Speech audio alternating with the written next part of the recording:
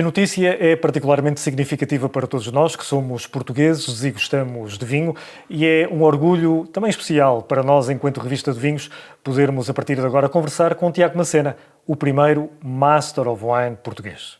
Tiago, recebeste a notícia em pleno dia de trabalho aqui na tua adega, em Nelas, onde estamos neste momento a gravar esta conversa. Como é que se reage perante uma notícia desta magnitude que certamente, se não alterará totalmente, substancialmente, certamente vai alterar a tua vida? Com muita alegria, com muita alegria e falharam umas perninhas, fiquei muito contente, tinha a felicidade de ter a minha mulher comigo, e é um marco para mim e finalmente terminar este trajeto que vem sendo longo e fiquei estarrecido, contente, sei lá, vou-me repetir, mas foi isso. E depois foi tentar, não foi possível, não foi fácil, aliar-me do telefone e manter, felizmente, a equipa que trabalha sem mim, porque sabem o que temos que fazer e vamos andando. E eu estive aqui um pouquinho de corpo presente mais do que a fazer o que quer que fosse, porque foi telefone, e-mail, etc. E foi um dia bom, Foram várias dezenas, certamente, de telefonemas, de várias pessoas, fora aquelas outras mensagens que ficaram, certamente, por responder. Eles também são muito britânicos, em termos de comunicação. Claro. Houve uma hora marcada? Como é que foi? Houve uma hora marcada, mas que, se calhar, não sei, estou agora a brincar porque era português, não o fizeram mais tarde, fizeram-no mais cedo, que também não é hábito. E quando eu vi que o telefone tocou meia hora antes do que estava marcado, eu fiquei, será que é bom, será que é mau? Mas seja o que seja, é o telefonema que eu quero atender. E atendi e houve uma saudação, como é que estás? E eu fui dizendo que estava bem e que isso é um pouco ansioso. E a diretora-geral do Instituto disse-me, pronto, olha, peço desculpa antes de mais ligar antes do tempo, mas como trago boas notícias, isso foi uma lufada de ar fresco imensa e pronto. Portanto, britanicamente não foi a horas, foi antes do tempo, mas foi ótimo, porque foram as notícias que eu queria ouvir, mais do que tudo. Isto, no fundo, para ti, representa o culminar, para termos a dimensão do processo, de 12 anos, dizias-me há pouco. Como é que foi o teu percurso no Instituto? O meu percurso foi longo e mais do que agora ter chegado ao cimo desta montanha, e ainda não tive a possibilidade nem a capacidade de apreciar a vista, mas foi o caminho. Eu comecei com este trajeto em junho de 2012, numa masterclass que houve em Vila Nova de Gaia, promovida por um senhor Paul Symington, na Symington Family Estates, e fui eu e fomos outros 24 pessoas, e aí foi a minha entrada no Instituto. Eu fui ver o que era para contar o que tinha sido e acabei por fazer um exame de admissão, no final daquela masterclass, acabei por ser admitido. Mas a verdade é que, apesar de ter feito esse início de trajeto em setembro de 12, passei de ano em junho de 13, a verdade é que no início de 2014 eu percebi que estava completamente a nadar fora de pé, não tinha preparação, não tinha mundo, se calhar também não tinha o equilíbrio e o à vontade financeiro para estar envolvido nesta luta, e em janeiro de 2014 mandei um e-mail ao Instituto a agradecer e a dizer vou-me retirar. Eu tinha direito a 2 anos de licença sabática, vamos lhe chamar assim. A realidade é que a vida aconteceu, a família cresceu e mais tarde, em junho de setembro de 17, peço desculpa, voltei-me a inscrever no Instituto. Havia alguma pressão interna, familiar, e porquê é que não voltaste a pegar no assunto de Londres, e porquê que não? E então em 17 mudo de vida, profissionalmente começo a trabalhar por conta própria, em vez de trabalhar por conta de outrem, a tomar conta do meu tempo, a tomar conta das minhas decisões e ser responsável por elas. E então aí volto ao Instituto, no ano académico 17-18, ou seja, setembro de 17. E então vamos chamar o pré um ano zero, ou um ensaio geral que me permitiu ver o que era o Instituto, o que é que era preciso, qual era o grau de exigência. E volto em 17 a saber o que era preciso, preparado para isso. Volto com um mentor que foi chave. E é importante falar no Dirceu Viana Júnior, porque a nós é-nos alocado um mentor. Eu, em 2012, tive uma mentora com a qual troquei um par de e-mails e não tive... A culpa é minha, a ligação parte de quem precisa e eu não consegui chegar a bom termo com a senhora e tudo bem. Mas quando voltei, convidei o Dirceu, que também não é usual, porque normalmente é o Instituto que nos diz o teu mentor vai ser alguém. E o Dirceu, a princípio, disse... E depois disse que sim. E eu disse, eu quero que o meu mentor seja o Dirceu. E eles perguntaram, pode, se ele aceitar, ele já aceitou. E o Dirceu foi fundamental, porque a partir daí comecei a trabalhar. Também importa referir. Eu, como te disse, mudei de vida em 17. E há a Vini Portugal, como responsável maior da promoção dos vinhos portugueses, e a Sónia Vieira, como diretora de marketing na altura e ainda hoje, que me diz, isto é importante, vamos lá. E eu fui ter com ela e disse, olha, eu acho que consigo acrescentar valor às visitas inversas da Vini Portugal, quando se recebem escansões, quando se recebem compradores, quando se recebem tanta gente que vem a Portugal. Nessas visitas, ou na Provine, ou a fazer provas, e na altura, pela presidência do Dr. Jorge Monteiro, fizemos uma parceria, não um patrocínio, mas uma parceria.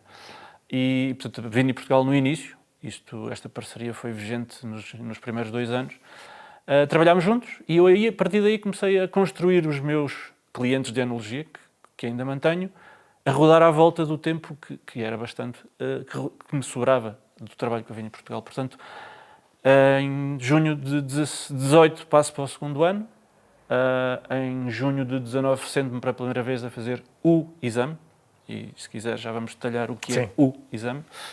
Aprovei a teoria e depois foi continuar a tentar e a falhar, e a tentar e a falhar, e a tentar e a falhar e a conseguir depois. Portanto, eu passei no exame prático em 23. Importa lembrar que em 20 não houve exame, porque em 20 o mundo parou por causa de Covid. Portanto, em 20 o ano académico foi cancelado. Portanto, eu fui a exame em 19, passei teoria e falhei prática. Em 21 falhei prática. Em 22 falhei prática. Numa destas falhas recebi o resultado contigo. E em 23 passei. E então pensava, ok, já cheguei ao mais difícil, agora vai ser fácil. Não. O exame... a sequência de examinação, ou a sequência de avaliação, melhor dito, continuou com este trabalho de fim de curso, vamos lhe chamar assim, em português corrente. O inglês é um research paper, mas eu acho que o trabalho de fim de curso é oportuno, que foi preciso apresentar, propor de que forma ia ser estudado este tema, e tive que ter a aprovação desta proposta, e depois tive que executá-la. E também foi um processo que não foi, tal como o resto, não foi linear. Foi de altos e baixos, fiquei feliz por ter a proposta aprovada e ficar chateado porque não pude apresentar o trabalho quando queria ou quando achava que estava pronto, e finalmente esse momento chegou em 16 de junho deste ano, 26, e o resultado chegou hoje, a 20 de agosto. E o teu trabalho final foi sobre um tema que te é bastante querido, Sim. Por um lado o Dão e sobretudo a casta em cruzado. Sim. Incidiu sobre que essa tua tese final, chamamos O assim? encruzado é uma coleção de conselhos. O conselho, mais uma vez, do Dirceu, fazer algo que fosse um tema que eu dominasse, que fosse geograficamente próximo, porque ia ser exigente, porque ia demorar tempo, e, portanto, geograficamente mais próximo que o Dão é-me impossível, porque é aqui que resido, é aqui que trabalho. Pois natural da Guarda, mas vives em Viseu. Natural da Guarda, mas em termos de vinho, sempre trabalhei no Dão, desde 2007. Fevereiro de 2007 que trabalho na região. Tinha feito um estágio anteriormente, mas a tempo inteiro. Portanto, o Dão acaba por ser a minha identidade de trabalho. E, portanto, eu comecei com uma proposta megalómana, que foi as castas nativas portuguesas. E o Instituto disse-me, é muito giro, só tens 10.000 palavras. E as castas nativas portuguesas tens que focar. Tens que contribuir com um pequeno grão de areia e não com uma pedra no conhecimento. Então, das castas nativas portuguesas, passei para as castas brancas portuguesas. Disse, ok, bom esforço, continua. Então, cingi-me ao Dão branco. E continuavam-me a dizer, só tens 10.000 palavras para escrever. E sobrou fácil o encruzado. Uma casta importantíssima, de alguma forma muito recente, muito valiosa. E o meu trabalho foi qual é que é a perspectiva dos produtores do Dão sobre a casta encruzado. O que é que a casta, como é que ela cresceu, como é que ela em 86 tinha 23 hectares e agora tem 450 e qualquer coisa, é a casta branca mais representativa da região, o que é que ela vale para os produtores, o que é que ela vale para os consumidores, e portanto foi um inquérito online feito a toda a produção, que respondeu, felizmente, com uma taxa de significância estatística robusta. Daí selecionei um conjunto de 30 produtores em diversos escalões de volume de produção de encruzado, incluindo produtores que não certificam encruzado, que preferem trabalhar a casta como elemento de lote, que sempre foi. E depois de ouvir os produtores, esses 30 produtores, subtrair o sumo da opinião deles, contrastá-los, se os grandes pensavam como os pequenos, se os pequenos pensavam diferente de quem não certificava, fui ouvir o que eu designei de formadores de opinião, jornalistas, escansões, compradores de vinho, no mercado nacional. Tudo foi feito no mercado nacional e isso foi justificado também no trabalho, porque a exportação é breve, é curta. E se calhar pode ser que seja maior, pode ser que venha a crescer com muito trabalho e o trabalho foi este. Tiveste ao longo destes anos todos o grande mérito, para mim, que foi o de não desistir. Paraste, assumiste algumas derrotas, mas nunca desististe. E esse, para mim, parece-me claramente ter sido o grande mérito. Lembro-me aqui de uma exposição tornada pública pela Jancis Robinson, que disse, com a sua graça, que se fosse hoje, talvez não tivesse conseguido ser Master of Wine, porque hoje o nível de conhecimento, o nível de profundidade que é exigida sobre conhecimento dos vinhos do mundo é substancialmente superior àquilo que acontecia na década de 70 e na década de 80, por exemplo. Quão exigente é fazer o Master of Wine? É muito exigente. Não posso dizê-lo de outra forma. Foram o conjunto de exames mais difíceis que fiz. E eu sou licenciado em Agronomia, depois ainda fiz uma pós-graduação e nunca tinha tido uma experiência de avaliação tão difícil. Porque, por exemplo, no nosso sistema de ensino, não vou discutir se é bem ou é mal, é o que é, não tenho conhecimentos para isso. A nota positiva começa a partir de 50%. No Instituto, a positiva começa a partir de 65%. E depois, vamos falar um pouquinho do exame. O exame a que se tem acesso no segundo ano é um exame que podemos dividi-lo em duas partes, apesar de ele ter 8 elementos, ou seja, parte prática e parte teórica, em que temos 12 vinhos brancos, 12 vinhos tintos, 12 vinhos de vários estilos, e depois na parte teórica, viticultura, enologia, conservação e qualidade, comercial e marketing e assuntos contemporâneos, seja o que for. Preço do petróleo, guerra, taxas, o que for. Portanto, o grau de diversidade de conhecimento que é exigido é enorme. Para conseguirmos aprovar um bloco, temos que passar a todo o bloco como uma peça. Ou seja, eu, como te disse, em 2019 fui a exame e passei na teoria. Ou seja, nas 13 perguntas, creio que são 16 perguntas que tive que responder destes 5 temas, viticultura, enologia, conservação, comercial e marketing e assuntos contemporâneos, que tivemos que responder a perguntas em formato de essay, com exemplos do mundo, eu consegui ter uma média acima de 65%, ou pelo menos 65% nos 5 exames.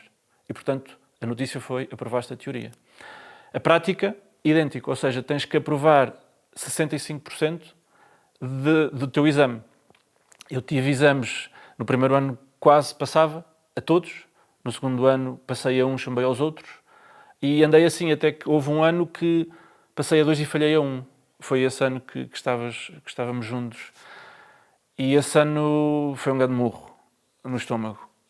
Mas ao mesmo tempo, depois de ter lambido a ferida, pensei: eu passei a 2 e falhei a 1. Se eu passei a 2 e falhei a 1, eu passo a 3. E então voltei e passei. E portanto, a exigência é brutal, porque tens 2 horas e um quarto para provar o vinho que tens no teu copo.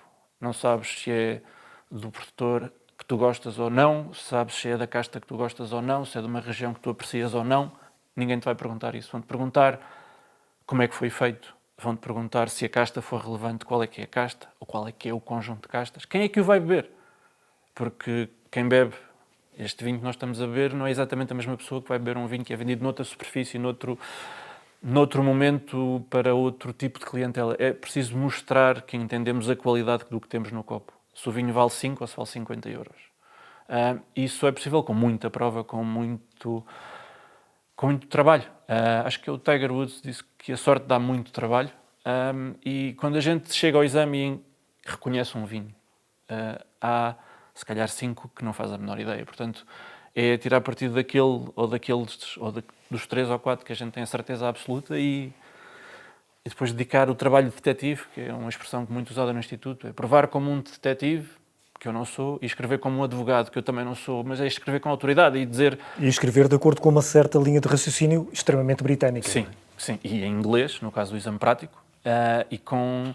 Isso também foi uma aprendizagem para mim, foi aprender a escrever no formato acutilante, assertivo. Sem palha, entre aspas, não é? Com uma expressão muito portuguesa, sim. não é? É isto porque aquilo. Ou não me basta dizer, imagina, eu sei, obviamente que não, mas que tivéssemos um vinho do Porto, que era algo que me alegrava porque sabia que era Porto. Mas ela dizia, não basta que me digas que é Porto porque tu bebeste Porto ontem ou porque bebeste Porto a vida toda. Porque o que é que faz este vinho do Porto ser um vinho do Porto? É um conjunto de atributos, é os taninos, é o álcool, é a aguardente, é a cor, é o envelhecimento, é a qualidade. E é tudo isso que eles querem ver, para todos os vinhos do mundo. E por isso, se calhar, o que a Jancis diz é verdade, porque se calhar quando ela passou no exame, o mundo que produzia vinho era mais restrito do que o que é agora. Os clássicos continuam a ser os clássicos, e esses são apreciados pelo Instituto e pouco tolerados em termos de erros, mas há vinhos de todo o mundo e é preciso ter exatamente esse radar bem aberto para estar alerta e saber que eles podem aparecer esses vinhos. Na sequência deste teu último raciocínio, que conselho dás a quem está a pensar integrar o programa de estudos ou a quem está mesmo, e há alguns portugueses Sim, há muitos. Que neste momento estão integrados no programa? Vamos começar por quem queira vir. Quem queira vir que venha com muita abnegação, muita resiliência, com muita capacidade de estudo, porque o estudo é muito preciso. É preciso tirar tempo ou tempo que não existe. É preciso agilizar, é preciso ter um bom equilíbrio, acima de tudo, pessoal. Seja uma pessoa sozinha, seja uma família, seja mesmo até em termos de trabalho. E ter uma boa base, e ter uma base que eu não tive, e que se calhar por isso me custou mais a parte prática, que é ter o diploma do WSET. Porque podes entrar no Instituto como licenciado em Enologia, que foi como aconteceu, mas fez-me falta o conhecimento do diploma. Portanto, ter o diploma é algo que eu recomendo vivamente.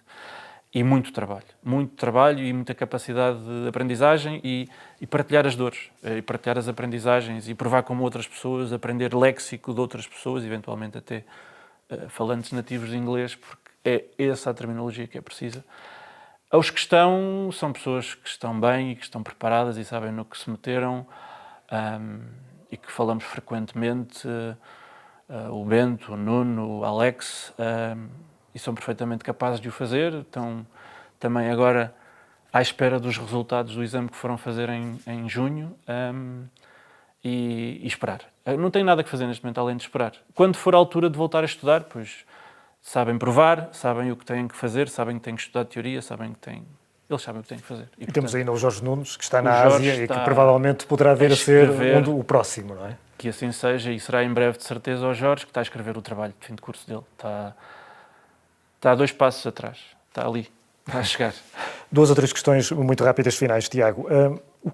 Como é que te imaginas nos próximos tempos? Alcançaste, digamos assim, o pináculo Sim. do conhecimento teórico que alguém pode ter em termos de reconhecimento e de conhecimento em termos mundiais.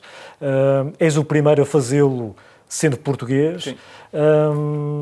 Muita pressão, muitos convites, muitos desafios, mas tu dizes que queres continuar a ser enólogo e a teres a liberdade Sim. de continuares a ser o autor daquilo que imaginas em termos de vinho. Como é que vais, no fundo, procurar gerir os próximos tempos? Vou procurar geri-los como os tenho gerido até aqui. E não sei como vai ser. Não tenho nenhuma bola de cristal, mas aprendi há algum tempo que também é preciso saber dizer que não, e dizê-lo com franqueza, dizê-lo com honestidade. E, portanto, eu quero e gosto muito do que faço. E, obviamente, que terei outros desafios que tenho tido a sorte ou o trabalho de casa feito de poder trabalhar além da enologia, trabalhar na revista convosco, a provar, a escrever, trabalhar com a Comissão dos Vinhos Verdes, com a Comissão do Dão, da Bairrada, da Beira Interior, com os vinhos de Portugal, a falar sobre o vinho português. Eu acho que isso vai continuar a acontecer naturalmente. O que vem a seguir, não sei. Eu sei que cheguei a um pico, mas eu sei lá que outras montanhas há por aí. Não vejo isto como um ato isolado. sim, como te disse, ainda não desfrutei da vista, quero desfrutar da vista, quero estar aqui e não ter que dizer, como às vezes tinha, que não é, não digam, agora sim, agora sou Master of Wine, não, sem qualquer pejo, sem qualquer problema e sem qualquer sobranceria. Agora o que vem a seguir não sei, que o tento fazer da melhor maneira, mas que não quero deixar de fazer vinho, não, porque eu acho que espero que faço vinho melhor agora do que fazia antes, porque provei muito e é preciso provar muito para saber o que é bom, o que é mau, o que gostamos, o que gosta ao cliente a quem nós queremos chegar, porque não é o meu gosto.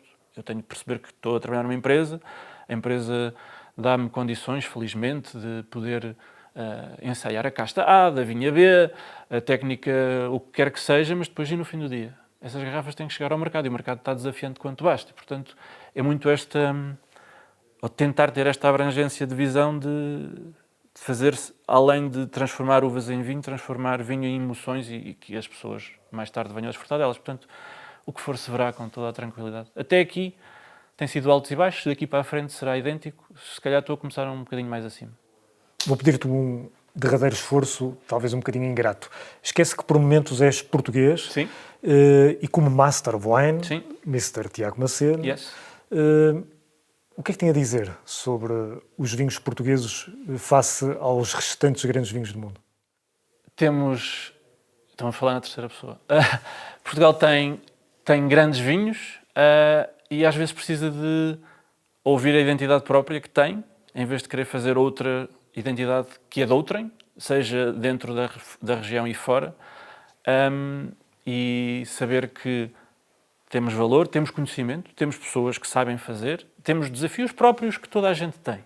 Falta mão de obra em todo lado, o aquecimento global é, como o nome indica, global, mas falta-nos saber, se calhar, posicionar sem receio, não ter vergonha, fazer bem o que fazemos e saber dizer que não, ou que não fazemos bem, ou que não temos capacidade de fazer bem. E, portanto, é fazer uma análise SWOT, ou seja, forças, fraquezas, oportunidades e ameaças, e perceber que há de tudo um pouco, mas que eu, como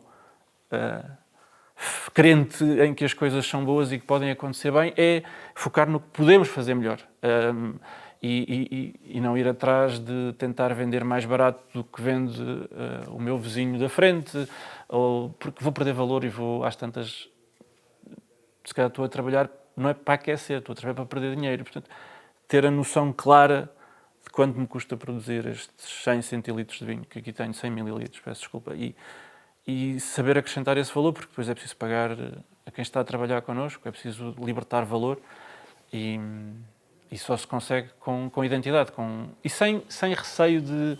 Sim, e essas castas agora se calhar estão a voltar, castas de cores mais abertas nos tintos, ou castas como um encruzado, que pode ser que alguém tenha piada, e há tantos encruzados no país. Encruzados, estilos parecidos, castas diferentes, pois têm que ser comunicadas. Não basta, este é o meu vinho e é bom porque é meu. Tiago, uma vez mais, muitos parabéns. Obrigado. É um prazer e uma honra para nós, na Revista de Vinhos, termos-te no painel de provadores e também nos teus importantes artigos, que são certamente um contributo importante para os nossos leitores. Tiago Macena, a conversa com o primeiro Master of Wine português. Mais uma vez. Cheers. Parabéns. Obrigado.